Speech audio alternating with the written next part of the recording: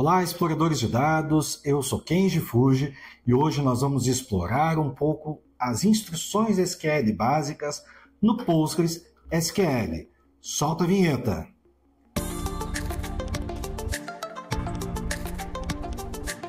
E antes de iniciar, não esqueça de curtir, compartilhar e não se esqueça também de se inscrever na nossa super aula. Nós vamos ter uma aula Jornada do Explorador de Dados. Será agora no início de março.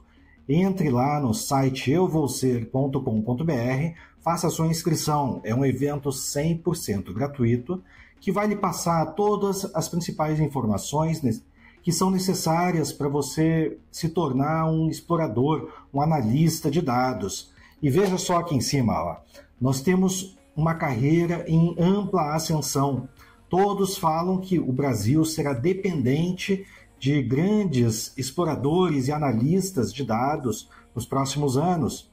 Agora nós temos toda essa década, até 2030, esse final de década, para poder explorar bastante essa carreira que está em ampla ascensão, para que no futuro, não muito distante, todos vocês, ou uma grande parte de vocês, se transformem em grandes cientistas de dados. Então este daqui vai ser o nosso primeiro grande passo para isso. Então vamos lá, iniciando. Aqui vamos abrir o nosso Postgres. Abrimos aqui o nosso pgadmin, que é a ferramenta padrão de acesso ao PostgreSQL. Aqui nós temos todos os databases. Vamos abrir o Northwind, que é o mesmo database que nós já abrimos e nós fizemos uma série de exercícios lá dentro do Microsoft SQL. Aliás, é até bem interessante que você pegue todos aqueles exercícios que foram feitos no SQL, com exceção da integração com DOS, porque é uma exclusividade de segurança do SQL, e pode aplicar aqui. O Postgres possui outras funcionalidades diferentes das funcionalidades do SQL Server, uma vez que nós estamos falando de um fabricante diferente. Diferente do SQL Server, o Postgres não requer licenças. É uma licença gratuita e é uma licença gratuita para sempre.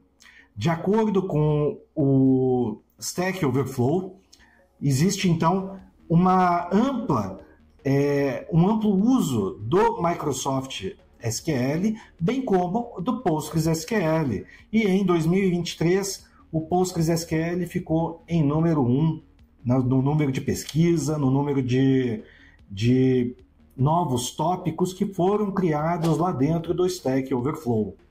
Então, Postgres é um banco extremamente útil para qualquer carreira, além de usar o PLSQL, também comum ao MySQL, ao Oracle e alguns outros bancos de dados, sendo esses dois os principais. Ok? Então vamos lá. Abrir aqui os nossos esquemas de bancos de dados. Dentro do público, nós temos aqui todos os objetos de banco de dados e aqui nós temos as tabelas. Vamos abrir aqui a nossa tabela de order.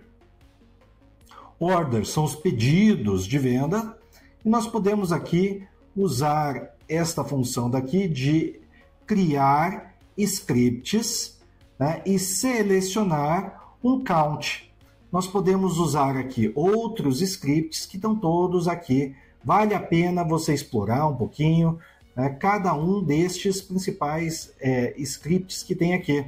Então vamos lá, olha aqui, ó, scripts de select, de create, de inserir e tudo mais. É uma ferramenta extremamente interessante, porque uma vez que nós temos o script do create, nós podemos criar outras tabelas baseado neste script daqui.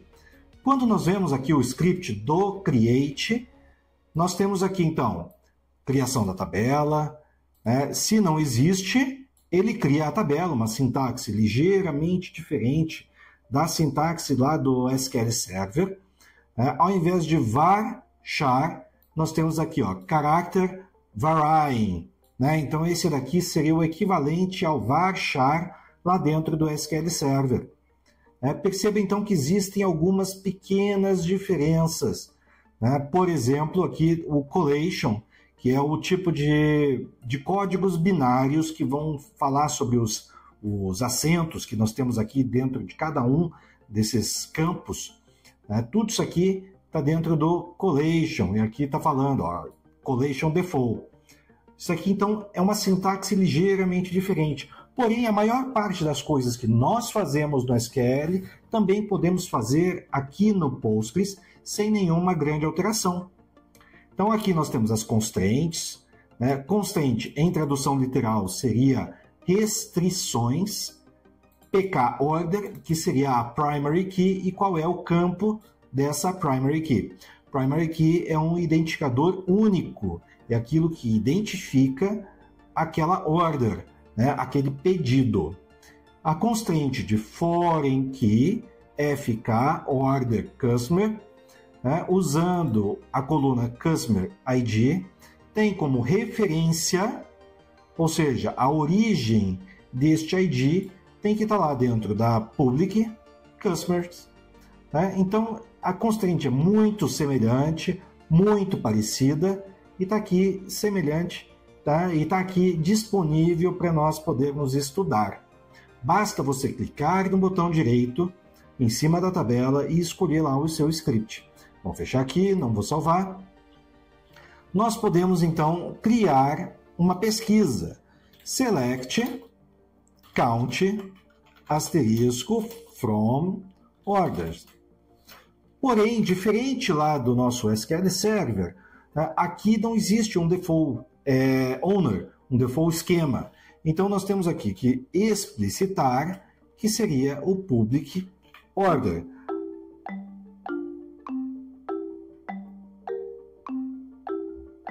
Orders, no plural. Então, nós temos aqui orders no plural. Nós temos aqui 830 linhas dentro desta tabela daqui de orders. Sendo só 830 linhas, é possível fazer um select asterisco. É claro que numa grande rede de varejos, nós temos 800 linhas sendo inseridas, às vezes por hora, por minuto, por uma quantidade pequena de minutos. Então, é óbvio que eu não vou fazer um select asterisco e consumir todo o I/O do meu banco de dados, todo o meu I/O de disco, né, um tanto de rede para fazer esse tipo de pesquisa numa grande rede de varejo. Porém, aqui nós podemos ver aqui ao lado, estão aqui todos os campos, né, o Order ID, o Customer ID, Employee ID, Order Date, Require Date, Ship Date, etc. E cada um dos campos, conforme nós podemos ver aqui, nos 830 registros. Diferente do SQL Server, que usava a função top, aqui no início, top 10, esse top daqui não funciona. Então, para nós usarmos o top no Postgres, nós vamos escrever aqui limit 10. Então, agora ele vai trazer apenas os primeiros 10 registros. Tá? Então, é bem diferente a sintaxe nesse ponto daí. Mas, fora isso, todo o restante é bastante similar. Então, vamos um pouquinho além. Assim como no SQL Server, nós temos também uma outra ferramenta que seria muito útil para nós consultarmos e que permite que nós usemos os mesmos comandos. Ao invés de nós usarmos o F5, nós apertamos uma tecla específica, tudo idêntico ao que nós temos lá no SQL. Nós podemos então usar aqui esta outra ferramenta, que é o Debeaver. Vou abrir aqui o Northern, abrir aqui o esquema público, onde aparecem aqui todas as tabelas. Então vamos aqui apertar no F4, então semelhante ao PostgreSQL, semelhante ao SQL Server, quando nós estamos usando aqui este cliente de banco de dados, que é o Debeaver, né, nós temos então o mesmo F4 que lista. Vamos abrir aqui o nosso Northern aqui do nosso SQL Server, e nós vamos ver que existe da mesma forma que o Northern do SQL, nós temos aqui a mesma sintaxe, o mesmo jeitão. Opa, o banco de dados SQL, eu acho que eu devo ter fechado o banco para poder subir aqui o Postgres. Mas tudo bem. Vamos seguir aqui adiante. Assim como nós vimos na nossa aula de instalação do Postgres, assim como nós vimos na nossa aula de instalação do dbeaver, nós temos aqui também como visualizar o nosso esquema, a entidade relacionamento. Order está ligado a order detail, onde order detail depende de order, e order depende de customers, order depende de employees, order depende de shippers.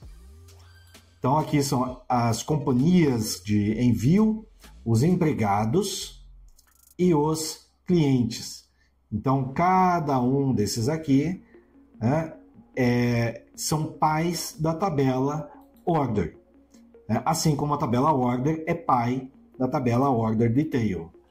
Nós podemos aqui também visualizar o order detail, F4 aqui.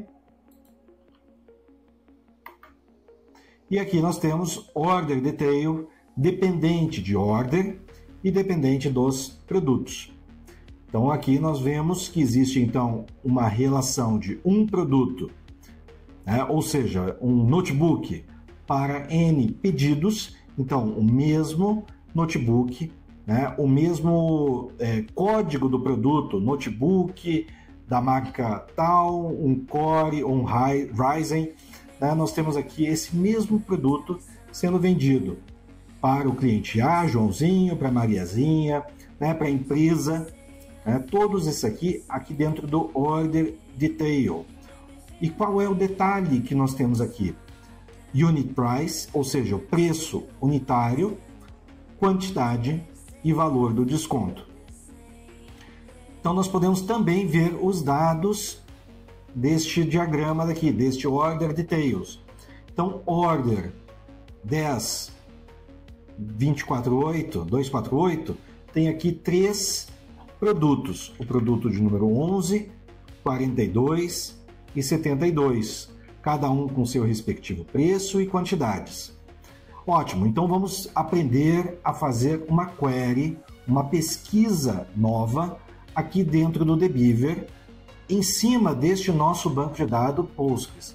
Nós vamos aqui em SQL, aqui em cima, e nós podemos agora fazer um select asterisco from public.order details. Então, diferente lá do pgadmin, aqui dentro do dbeaver, ele já preenche para mim automático, eu só dou um tab e ele acaba de completar aquela sintaxe que nós estamos escrevendo. Então aqui, para executar, nós temos aqui algumas opções. Executar a instrução, o Ctrl Enter e Ctrl barra para executar numa nova aba. Então aqui nós temos o Ctrl Enter, ele executou aqui para mim. Agora vamos fazer o relacionamento, vamos ver que produtos são esses aí. O produto 11, 42 e 72, where order ID é igual a 10.248. Então nós temos aqui exclusivamente este pedido e agora nós vamos fazer o relacionamento com o produto.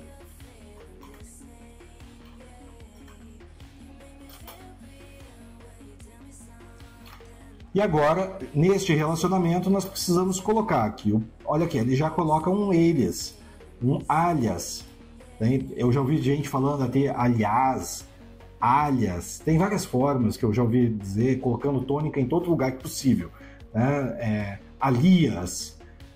Eu, particularmente, eu uso alias porque eu já ouvi em algum filme, provavelmente eu ouvi em algum filme dessa forma.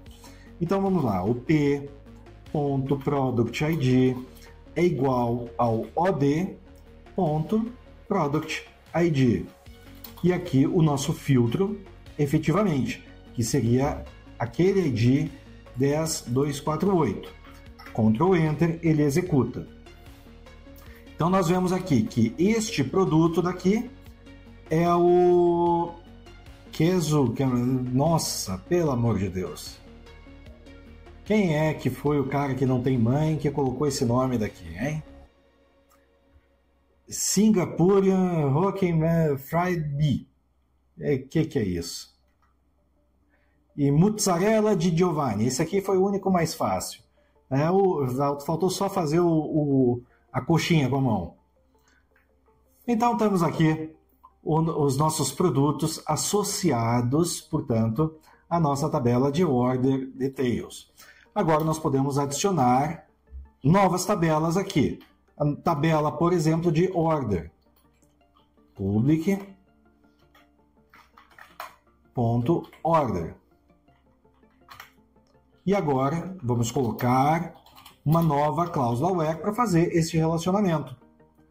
O.orderID é igual ao od.orderID.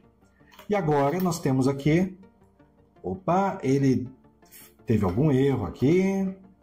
Ah, sim, o orderID aqui de baixo, ele antes não tinha outra tabela que possuía o mesmo código, o mesmo nome de coluna.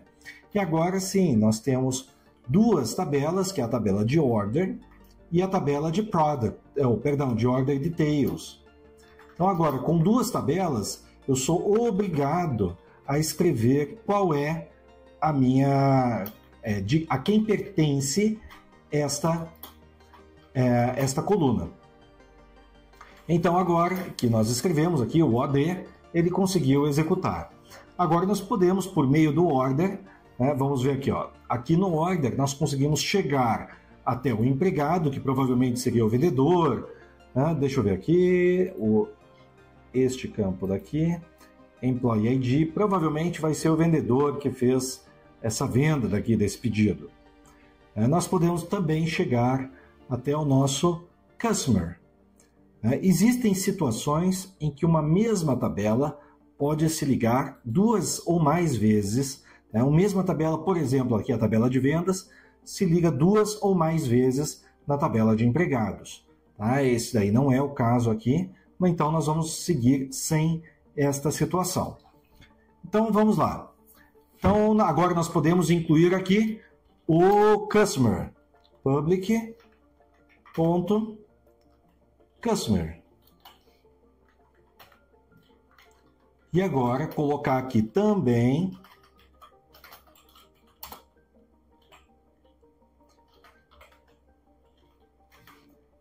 a nossa cláusula where para referenciar o customer. E pronto. Agora nós temos aqui esta order do queijo mussarela aqui, Giovanni, que foi comprado, quantidade pelo pacote, de 24 até 200 gramas, preço unitário. Isso aqui foi, o Customer ID é o Vinete, não tem informação, aqui, Vini Zedalco Chevalier, pronto. O contato seria o Paul Enriot. Ok? Então, nós temos aqui todas as principais informações desta venda daqui, deste pedido, conforme nós exploramos aqui dentro desta query. Ok, então, tirando aqui o filtro do order, agora nós podemos fazer a seguinte pesquisa. Por exemplo, qual foi o cliente que mais comprou? Então vamos agora colocar o Customer ID, o c.Customer ID, e o valor, e o somatório de todas as vendas, dos valores unitários, vezes as quantidades.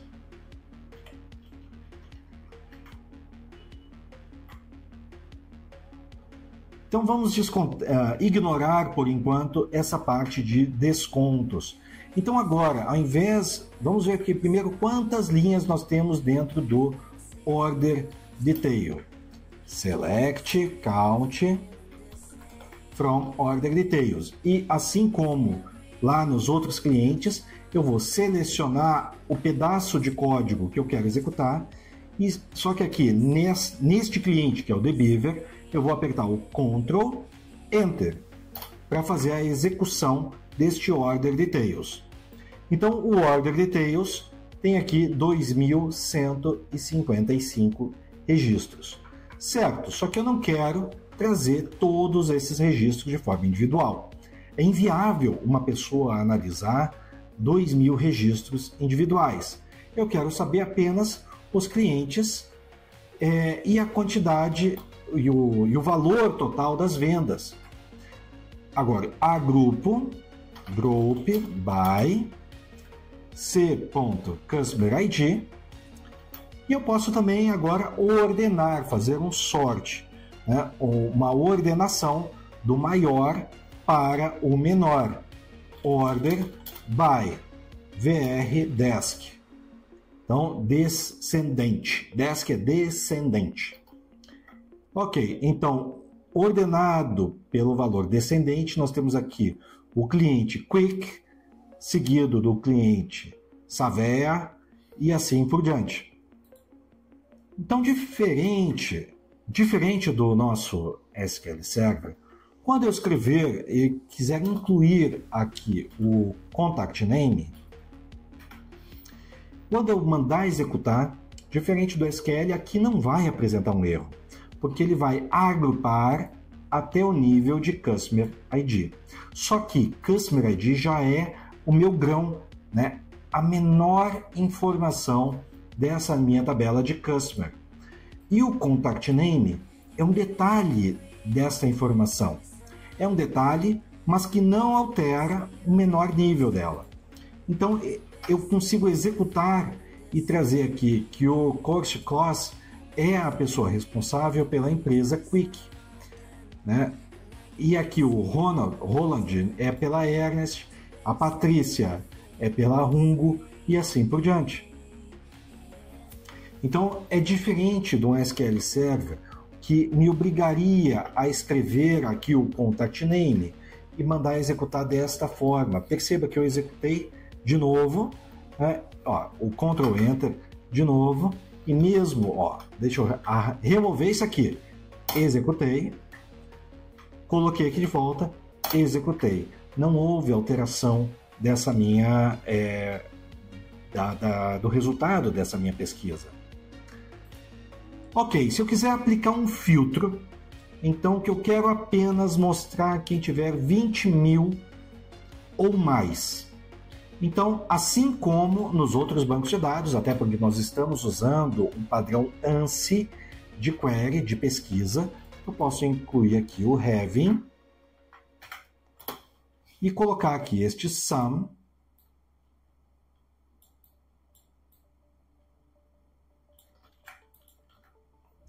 maior do que 20.000.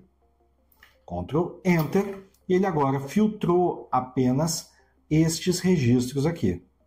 Então ele não trouxe mais todo o meu universo de informações, mas apenas aqueles que atendem, né? Aqueles que atendem esse critério, que seria maior do que 20.000. Ok, então vamos um pouquinho além. O Postgres permite que eu faça uma pesquisa ligeiramente diferente. Eu posso colocar aqui no Group By o número das colunas, que é diferente, portanto, do que eu tenho lá dentro do meu SQL. Deixa eu conectar aqui. Então, trouxe todo mundo. Pode ver que é uma query nova.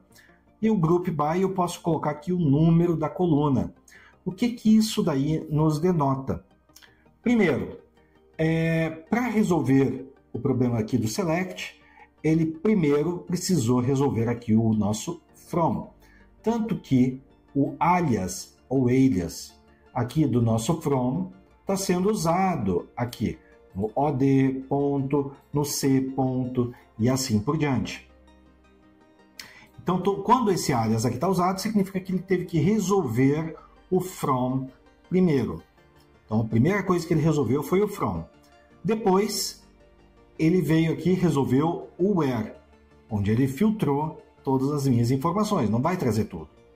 Depois, então, em terceiro lugar, ele resolveu aqui o nosso select, fez toda a sumarização necessária para depois ele fazer o agrupamento aqui.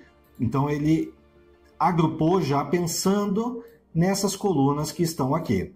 Então, é diferente da ordem do SQL Server resolver as coisas. Tanto que ele não permite que eu coloque aqui nem mesmo um alias. Né? Se eu colocar aqui o ID cliente, eu posso pegar este ID cliente e colocar aqui embaixo e mandar executar, que funciona da mesma forma. Isso porque ele primeiro resolveu aqui em cima, para depois resolver aqui o group by. Tá? Então, essa ordem que ele resolve, o problema da query, né, o script que está escrito aqui em cima, é interessante, porque ele nos permite, então, entender toda a engenharia que está ali por trás deste banco de dados. E agora nós já podemos colocar também o having aqui, mas nós podemos colocar o having VR maior do que 20.000. Não, ele não permitiu. Ou seja, o having, neste caso daqui, está sendo resolvido, portanto, depois. Né? Apesar de estar sendo resolvido, ele não permitiu. Então, assim como no caso do SQL Server, então ele não permite que nós incluamos aqui o alias, aqui, por exemplo, VR, que é o nome do alias aqui de cima desta coluna daqui de somatório, aqui dentro do having. Se eu mandar executar esta pesquisa, ele disse que a coluna VR não existe. Mas, se eu colocar aqui este somatório, ele permite. Então, ele filtra aqui depois de ter agrupado, porém, ele ainda não tinha colocado o alias em cima desta query. Então, são características ligeiramente diferentes de cada um dos bancos de dados.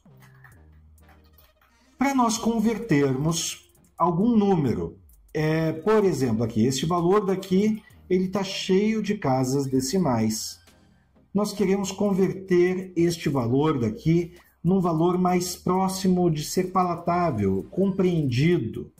Então, nós podemos aqui fazer um cast deste valor daqui.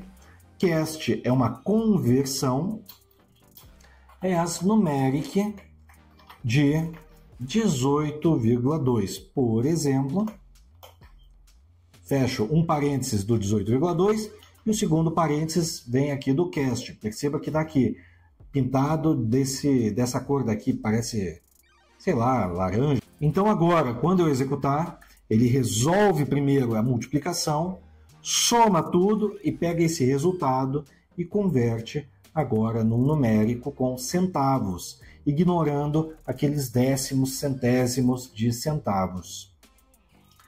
Então, está facilitando aqui para a gente. O Quick continua sendo o cliente que mais comprou. Né? E eu tenho também a quantidade de compras, de itens comprados. Mas como é que eu sei que é a quantidade de itens comprados? Porque o meu detalhe, a informação que tem mais detalhes, está aqui dentro do order details. Então, se eu executar este count as qtd item, ele vai dizer a quantidade de itens que foram vendidos ou foram feitos pedidos por este Quick, cujo responsável é o senhor Kloss. Mas se eu quiser saber a quantidade de pedidos e não a quantidade... Deixa eu agora começar a quebrar, que está ficando muito extenso aqui, tá? Então, vou quebrar aqui agora as linhas, uma para cada coluna. Se eu quiser agora a quantidade de pedidos, em vez de fazer um count asterisco, asqtd pedidos, eu vou usar aqui dentro a chave do pedido, que é o o.orderID.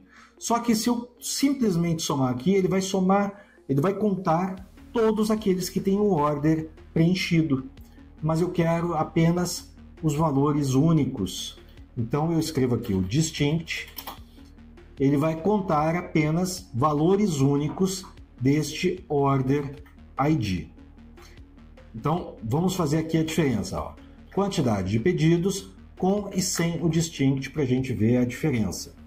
Sem o distinct, ele vai trazer o mesmo resultado aqui da quantidade de itens, mesmo que a coluna que está escrita aqui dentro seja do order ID. E com o distinct, ele vai trazer apenas os valores distintos. Vou executar aqui, não é F5, é Ctrl Enter. Eu vivo me confundindo à medida que a gente usa muitos navegadores diferentes. Então tá aqui. Quantidade de pedidos, aqui está errado, porque esse segundo quantidade de pedidos não tem o distinct. Então vou remover daqui, porque olha aqui, isso aqui está exatamente igual à quantidade de itens que você vai ver aqui ao lado. Tá vendo? Então executar de novo. E ele agora trouxe apenas as informações corretas. Um detalhe importante. Aqui está correto porque eu não tenho o mesmo produto, o mesmo pedido sendo feito por dois clientes diferentes. Se houvesse o caso de um grupo de clientes, por exemplo, financiamento habitacional, contrato de uma casa, eu posso ter 1, 2, 3 coobrigados. Esse contrato é assinado por todos eles. Então, ele traria aqui a quantidade agrupada por cada um desses clientes. Perdão, a cacofonia ficou feia. Esse negócio de falar por cada é complicado, né? Então, a quantidade de pedidos feitas, né, por este e por aquele cliente. Né? Não vou mais falar por cada, não, tá bom? Eu sei que fica feio. Então, nós temos aqui o valor correto. E se nós somarmos, então, os clientes, por exemplo, eu e a minha esposa podemos ser clientes diferentes e nós dois estamos dentro desta mesma tabela daqui de order. Então, se nós somarmos os contratos do Kenji Fuji com a esposa de Kenji Fuji, vai trazer este contrato habitacional desta casa onde eu resido atualmente duplicado. Então vai trazer duplicado. Isso está errado. Vai trazer o valor errado, né? Se eu somar os valores. Porém, individualmente, a coluna do Kenji Fuji, associado àqueles 1, 2, 10, 20 contratos que eu posso ter, está correto. Tá? Só não posso cometer o erro de somar também as quantidades de cada um dos clientes, né? Vamos supor que o mesmo contrato seja assinado pelo Quick e pelo Mendel aqui, né? Pelo Close e pelo Mendel. Então, se esses dois assinaram o mesmo contrato, este único contrato vai estar aparecendo 2 vezes em cada uma destas 2 linhas aqui. Então, são detalhes que fazem a diferença na hora de você construir o seu SQL. Tá? Então não se esqueça de curtir e compartilhar. Tá? Então não se esqueça de curtir e compartilhar. Não esqueça da nossa aula, que nós vamos ter a jornada do explorador de dados agora no início de março. Chegando um pouco mais perto, nós vamos ter algumas lives para poder explicar um pouco mais sobre essa aula, né? E os dias dessa live, tudo isso aí vai ser explicado oportunamente. Tá? E compartilhe aqui esse vídeo para demonstrar para o YouTube o quanto exploração de dados, o quanto análise de dados é importante para você e para a sua carreira e para o Brasil, assim como eu mostrei naquela reportagem um pouco antes. Muito obrigado e até a próxima.